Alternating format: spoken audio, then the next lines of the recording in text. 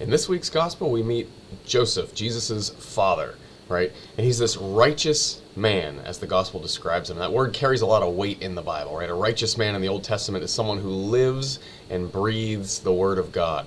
He's constantly reflecting on God's commands and God's desires. He's constantly in communication with God. And so Joseph is this righteous man. But right from the get-go of this Christmas story, the whole thing almost blows up, right? One of the first big instances of drama around Christmas is Joseph's angst over, do I even marry this girl? Right? This is supposed to be a family story, the birth of a child, and right from the get-go, the marriage itself is almost blown up over the fact that she's miraculously conceived this child. Joseph doesn't know that yet until the angel tells him that, right?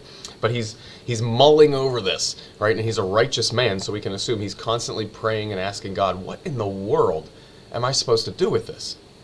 Right? And then we see a real indication of the character of St. Joseph. He's asleep, and he has this dream where an angel appears to him.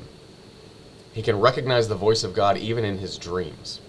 All right, and I love my favorite line in the whole gospel is at the very end. When Joseph awoke, he did what the angel of the Lord commanded him, and he took his wife into his home. Right? He wakes up and he doesn't go ask anybody else, hey, do you think I was crazy? Was this actually God? He doesn't wake up and start thinking it over and saying, geez, I wonder if that was really God or not. Or if I was just, if that was my own psyche messing with me. No, he wakes up and he immediately, boom, whatever just happened in that dream, I'm going to do it because I recognize that as the voice of God. There's the challenge for us.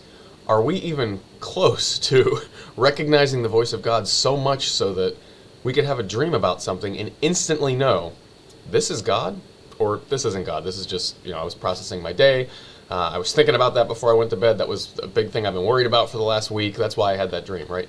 Can we recognize when someone says something to us that kind of resonates with us? Can we instantly recognize that sounds like the voice of God or that sounds like something else, and I'm not sure what that is, right? How familiar are we with the voice of God, and can we recognize it when the voice of God speaks in our lives?